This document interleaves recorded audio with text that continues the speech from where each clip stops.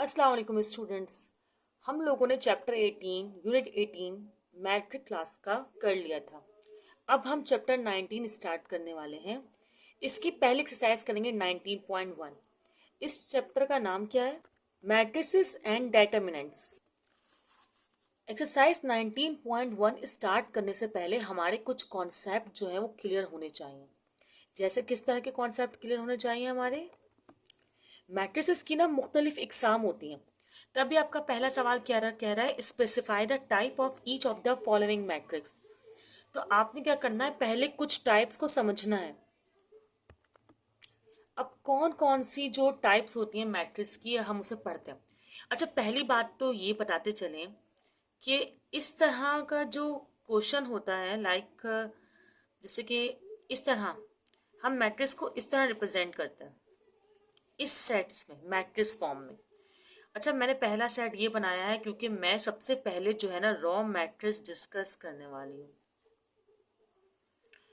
अच्छा, पहले तो रॉ मैट्रिक्स की बात तो बाद में आएगी, पहले हम पूछेंगे रॉ कॉलम क्या होता है। ठीक है, जैसे कि अगर आपके पास इस तरह एक फॉर्म में एक मैट्रिक्स है, सही है, और उसमें कुछ नंबर है लाइक ABCDEF, ऐसे रिप्रेजेंट कर रही हूँ, GHI, ये कुछ नंबर्स हैं। ओके, तो जो अगर आप इसको यूं रीड करते हैं ना वर्टिकली तो ये कहलाता है कॉलम, और जब आप इसको यूं रीड करते हैं हॉरिजेंटली तो ये कहलाता है रो।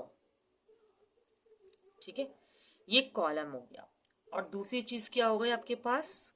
रो हो गई। रो और कॉलम को अगर सब समझ में आ गया तो इसका मतलब इसमें कितनी रो है? 1 2 3, 3 रोज है। ठीक है, और कॉलम भी कितने? 1 2 3, 3 कॉलम्स है। कॉलम और रॉ रीड करना आ गया आपको, वर्टिकली कॉलम, हॉरिजेंटली रॉ। अब मैंने इस तरह का सेट बनाया है क्योंकि मैं आपको रॉ कॉलम के बारे में बता रही हूँ। जैसे फॉर एग्जांपल एक नंबर लिखा हुआ है 2 4 7 इस फॉर्म में, और इसमें जो है एक ही मतलब रॉ, एक रॉ है जिसमें एक ही जो है रॉ हो। कॉलम तो 3 है लेकिन रॉ कितनी है? एक है। तो इसको हम रॉ मैट्रिक्स बोलेंगे। इसको क्या बोलेंगे हम? Raw matrix.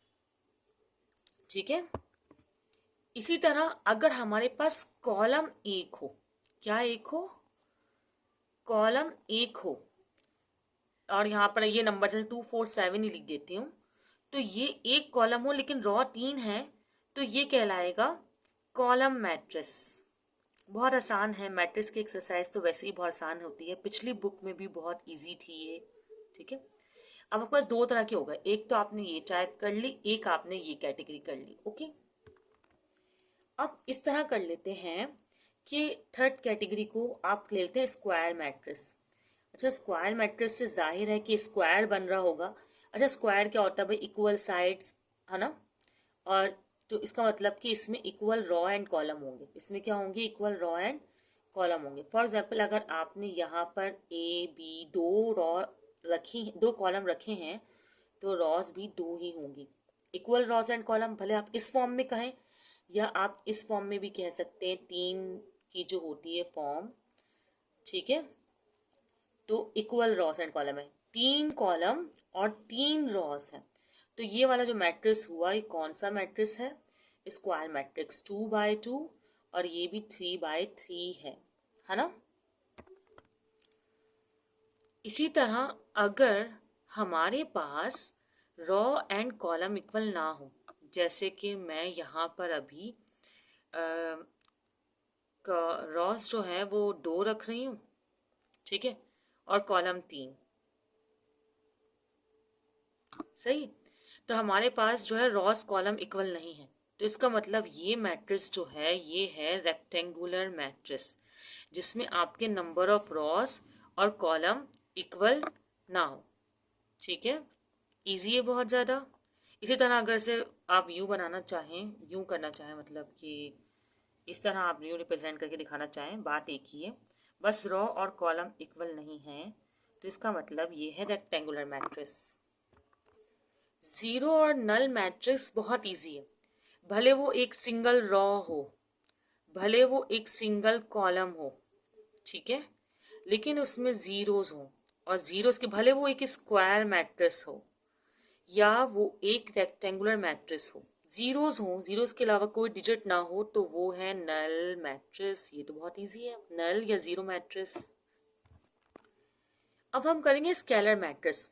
स्केलर मैट्रिक्स ना स्क्वायर की रिप्रेजेंटेशन होता है, लगता है ऐसा है कि जैसे स्क्वायर मैट्रिक्स है, बस स्क्वायर मैट्रिक्स में सब डिजिट डिफरेंट हो सकते हैं या सेम भी हो सकते हैं, लेकिन स्केलर मैट्रिक्स में डायगनल में भले इस तरह डायगनल हो या इस तरह डायगनल हो, सेम होना जरूरी है। मतलब जैसे यहाँ अगर ए है तो यहाँ भी ए हो और यहाँ भी ए हो, यहाँ ए हो और उसके अलावा बाकी सब जीरो होना चाहिए। अगर जीरो होगा तो ये जो मैट्रिक्स है ये स्केलर मैट्रिक्स कहलाएगा।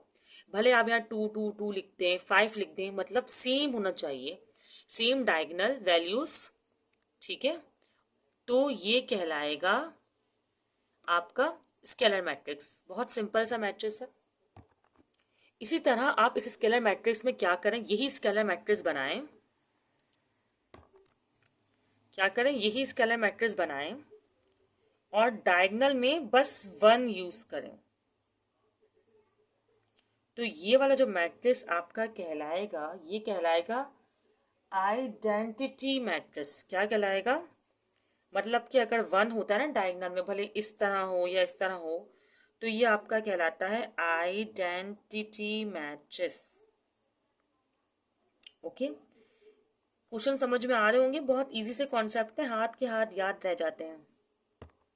आइडेंटिटी मैट्रिक्स भी इसका नाम है, या यूनिट मैट्रिक्स भी कह सकते हैं इसको आप लोग, ठीक है। तो कितनी कैटेगरी अभी मैंने आपको बताई, पहले मैंने आपको बताई रॉ मैट्रिक्स, जिसमें सिर्फ एक रॉ हो तो वो रॉ मैट्रिक्स। इसी तरह अगर एक कॉलम हो तो कॉलम मैट्रिक्स, अगर इक्वल रॉस एंड कॉलम हो तो स्क्वायर मैट्रिक्स, अगर इक्वल रॉस एंड कॉलम ना हो तो रेक्टेंगुलर मैट्रिक्स। और शेप से भी समझ में आ ही रहा होता है कि रेक्टेंगुलर और स्क्वायर मैट्रिक्स कौन सा है। जीरो मैट्रिक्स भी बहुत ईजिली समझ में आ रहा होता है। हाँ, स्केलर और आइडेंटिटी मैट्रिक्स को आप लोग ध्यान में रखें। स्केलर मैट्रिक्स क्या है, जिसमें डायगोनल जो है सेम हो, सही है, और बाकी जीरोस लगे हो। और आइडेंटिटी मैट्रिक्स क्या है, जिसमें डायगोनल में 1 हो, भले इस तरह हो या इस तरह हो, सही है। 1 मतलब यूनिट, यूनिट मतलब यूनिट मैट्रिक्स। अब कॉन्सेप्ट तो आप लोग के क्लियर हो गए हैं, चले क्वेश्चन स्टार्ट करते हैं। पहला पार्ट में इस तरह का मैट्रिक्स बना हुआ है ना, तो आपको ये समझ में तो आ ही गया होगा कौन सा मैट्रिक्स है। एग्जैक्टली सही सोच रहे हैं आप लोग, ये है स्क्वायर मैट्रिक्स।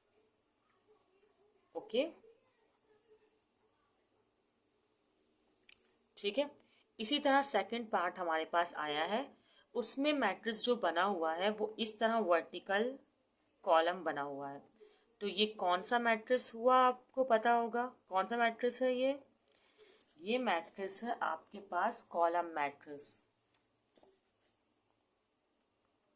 ठीक है, जल्दी जल्दी अब हमारे क्वेश्चन सॉल्व हो रहे हैं, क्योंकि हमारे कॉन्सेप्ट हमने पढ़ लिए और अब हमारे लिए क्वेश्चन करना कोई बड़ी बात नहीं है। क्वेश्चन नंबर 3 में किस तरह का मैट्रिक्स बना हुआ है, थोड़ा जल्दी करेंगे क्योंकि वीडियो लॉन्ग हो जाती है, फिर आप लोग बोर जाते हैं और छोड़कर चले जाते हैं। -2 0, तो ये कौन सा मैट्रिक्स है आपके पास, ये है रॉ मैट्रिक्स, सही है। अगला मैट्रिक्स आपको नजर आ रहा होगा, इस मैट्रिक्स में जीरोस के साथ नहीं, ये लैम्डा लैम्डा लैम्डा जीरो, इसके साथ एक वैल्यू है, तो इसका मतलब ये कौन सा मैट्रिक्स, और सेम है, सेम है डायगोनल, डायगोनल सेम वाला मैट्रिक्स कौन सा था, स्केलर मैट्रिक्स। डायगोनल सेम वाला मैट्रिक्स था स्केलर मैट्रिक्स। ओके, अब हम कर रहे हैं 5 में आपको डायगोनल तो है लेकिन डायगोनल डिफरेंट है, A B C 0 0 0 0 0 और 0, ठीक है। तो ये डायगोनल तो है लेकिन सेम नहीं है, तो ये स्केलर मैट्रिक्स नहीं हुआ, क्योंकि सेम डायगोनल नहीं है ना, तो स्केलर मैट्रिक्स नहीं है, तो ये डायगोनल मैट्रिक्स ये सिर्फ, क्योंकि इसकी डायगोनल में वैल्यू है, तो ये हो गया डायगोनल मैट्रिक्स। स्केलर नहीं कहलाएगा, स्केलर तब होगा जब वैल्यू सेम होगी। तो ये क्वेश्चन नंबर 1 बहुत सिंपल सॉल्व हो गया, MCQs में आएगा ज़्यादातर ये। क्वेश्चंस को अच्छे तरीके से देख लें, आंसर्स को भी नोट डाउन कर लीजिए, फिर हम क्वेश्चन नंबर 2 स्टार्ट करते हैं। अब सेकंड क्वेश्चन में हमें क्या करना है, ऑर्डर मालूम करना है मैट्रिक्स का। What is order of each matrix, ये क्वेश्चन है आपका, ठीक है। पहले तो हम जान लें कि ऑर्डर मालूम कैसे करते हैं। जैसे कि अगर मैं फर्स्ट क्वेश्चन को ही देखूं और आपको ऑर्डर ऑफ मैट्रिक्स बताने की कोशिश करूं, तो वो इस तरह होगा कि आपको सिर्फ करना ये है ऑर्डर ऑफ मैट्रिक्स बहुत सिंपल सी बात है, ये भी एमसीक्यूज का एक क्वेश्चन है, मुश्किल ही कोई क्वेश्चन बने इससे क्योंकि बहुत सिंपल है। करना ही होता है, ऑर्डर ऑफ मैट्रिक्स का फॉर्मूला है आपका, वो फॉर्मूला क्या है, number of Ross multiply by number of column. आपको बस यही करना है, सिर्फ ऑर्डर मल्टीप्लाई भी नहीं करना है क्योंकि उन्होंने बोला what is order of matrix, बस लिख कर दिखाना है। ऑर्डर ऑफ मैट्रिक्स लिखना है और नंबर ऑफ रॉस और कॉलम को गिनना है। कितने, पहले रॉस गिननी है ना, तो रॉस 1 2 3 यूं रॉस काउंट करते हैं आप लोग, सही है। तो कितनी है रॉस 3, पहले को रॉस है तो रॉस ही लिखनी है फॉर्मूले में ही है, और फिर कॉलम, ठीक है। तो ये आपके पास ऑर्डर ऑफ मैट्रिक्स आ जाएगा, इतना सिंपल सा है। चलें बाकी क्वेश्चंस भी देख लें। ऑर्डर ऑफ मैट्रिक्स क्या आएगा इनका, ऑर्डर ऑफ मैट्रिक्स भी लिख रही हूँ मैं ऐसे ही आप लोग के लिए। क्या आएगा, कितनी रॉस है हमारे पास, 1 2 3, 3 रॉस हैं, और कॉलम कितने हैं 1 और 2, 3 रॉस हैं और 2 कॉलम हैं। आ गया है ऑर्डर ऑफ मैट्रिक्स। इसी तरह इसमें 2 रॉस हैं, इसी तरह इसको कॉपी करेंगे, और 2 रॉस हैं, मैं डायरेक्टली ऑर्डर लिख रही हूँ बस, ऑर्डर ऑफ, और 3 कॉलम है, 2 रॉस और 3 कॉलम, ठीक है। बाकी क्वेश्चन नंबर 4 का क्या आ रहा है ऑर्डर ऑफ मैट्रिक्स, 1 2 3, 3 रॉस और 1 कॉलम, ठीक है। और इसमें तो ना कोई रॉ है ना कोई कॉलम है, मतलब एक ही रॉ है, यही रॉ है और यही कॉलम है, तो 1 मल्टीप्लाई बाय 1। क्वेश्चन नंबर 2 भी सॉल्व हो गया, बहुत सिंपल सी एक्सरसाइज है, आगे की क्वेश्चन भी इसी तरह सिंपल है। क्वेश्चन नंबर 3 स्टार्ट करते हैं। क्वेश्चन नंबर 3 में कह रहे हैं check whether the following matrices और सिमेट्रिक मैट्रिसेस और स्क्यू सिमेट्रिक मैट्रिक्स। अच्छा, सिमेट्रिक मैट्रिक्स और स्क्यू सिमेट्रिक मैट्रिक्स के बारे में मैंने आपको स्टार्ट में इंट्रोडक्शन में नहीं बताया, मैंने सोचा था मैं क्वेश्चन करते हुए ही आपको बताऊंगी, ठीक है। क्यों, क्या करना होता है इसमें, जैसा अगर हम क्वेश्चन नंबर 1 को देखें, ये क्वेश्चन बना आपके पास, सबसे पहला स्टेप ना, जैसे अगर आपने इसको ए नाम दे दिया फॉर एग्जांपल ना, तो आपको इसका ट्रांसपोज सेट लिखना होगा। ट्रांसपोज कैसे लिखेंगे, ट्रांसपोज कुछ नहीं होता, बहुत सिंपल सी बात है कि ये जो आपकी कॉलम रॉ है वो कॉलम बन जाती है, और जो कॉलम है वो रॉ, इसको भी मत सोचें, बल्कि आप क्या करें 1 1 -1 को ये हॉरिजॉन्टल लिखा है वर्टिकल लिखते हैं, ठीक है। फिर 1 2 0 हॉरिजॉन्टल लिखा है, आप वर्टिकल लिखते हैं, आपको ट्रांसपोज में वर्टिकल लिखना है, बस इस तरह याद रखिए आप। फिर क्या है 1 0 5 हॉरिजॉन्टल लिखा है, आप इसे वर्टिकल करके लिखते हैं, ठीक है।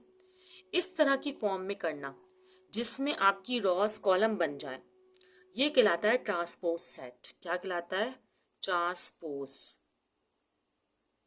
ठीक है।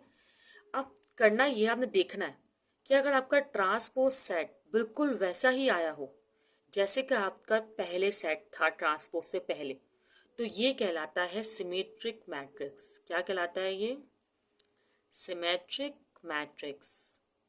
बहुत सिंपल सी बात हो गई है, कोई इतनी मुश्किल बात नहीं, आसान है। एक और करके देख लेते हैं, और सारे से समझ में आ जाएगा आपको। अब क्वेश्चन नंबर 2 में आप लोग भी साथ साथ करें, ठीक है। मैं इसको भी ये नाम देके ट्रांसपोज कर रही हूँ, वैसे हम आपको हमारा ही होता है कि पहले क्वेश्चन उतारें, लेकिन टाइम बचाने के लिए अब क्या करेंगे, ये आपकी जो रॉ थी ये कॉलम बन जाएगी, सही है। फिर ये रॉ थी कॉलम बन जाएगी, ओके। फिर -2 3 0, एक मिनट सॉरी, ये है 2 -3 0, ये आप ऐसे लिख देंगे।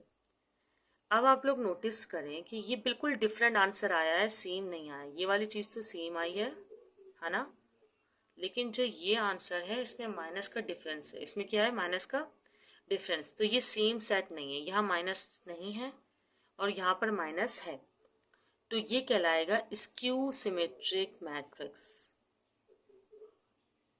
ठीक है। अगर बिल्कुल एग्जैक्टली अलाइक आता है तो ये सिमेट्रिक मैट्रिक्स कहलाता है, इसी तरह ये स्क्यू सिमेट्रिक मैट्रिक्स कहलाएगा। ट्रांसपोज के लिए ना यहाँ टी ज़रूर मेंशन किया करें, मैं भी भूल गई थी, अभी अभी करते हुए थर्ड क्वेश्चन करते हुए याद आया। चलें अब जल्दी जल्दी से हम लोग ये 2 क्वेश्चन भी कर लेते हैं ताकि एक्सरसाइज का हमारा थर्ड पार्ट जो है मुकम्मल हो। क्या करेंगे, ट्रांसपोज करेंगे। ट्रांसपोज कैसे करेंगे हम, जो आपकी रॉ है वो कॉलम बन जाएगी, मतलब 1 7 3 7 4 5 7 4 -5 3 -5 6 3 -5 6, बिल्कुल एग्जैक्टली अलाइक आएगी, बिल्कुल एग्जैक्टली अलाइक। तो ये आपके पास हो गया सिमेट्रिक मैट्रिक्स।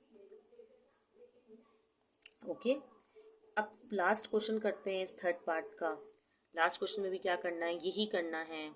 कैसे, रॉ को कॉलम 0 -6 4 0 -6 4 -6 0 7 -6 0 7 4 7 0 4 7 0, ये भी एग्जैक्टली अलाइक आया है। तो ये भी हुआ सिमेट्रिक मैट्रिक्स, मतलब हमारा स्क्यू सिमेट्रिक मैट्रिक्स सिर्फ एक ही आया था क्वेश्चन नंबर 2। क्वेश्चन नंबर 3 और 4 भी जो है वो सिमेट्रिक मैट्रिक्स हैं। तो ये हमारे पास यहाँ पर अभी 3 पार्ट जो है मुकम्मल हो गए एक्सरसाइज 19.1 के। यहाँ पर हमने ना 3 पार्ट कर लिए ऑन डेफिनेशन बेसिस, सिंपल से, ज़्यादातर एमसीक्यूज में आएंगे ये, ठीक है। अब जो है अगली वीडियो में हम इसके आगे के पार्ट्स को कवर करेंगे। अगर आपको समझ में आया हो और अच्छा लगा हो तो आप लोग सब्सक्राइब ज़रूर कीजिएगा और लोगों को शेयर भी कीजिएगा। अल्लाह हाफिज़।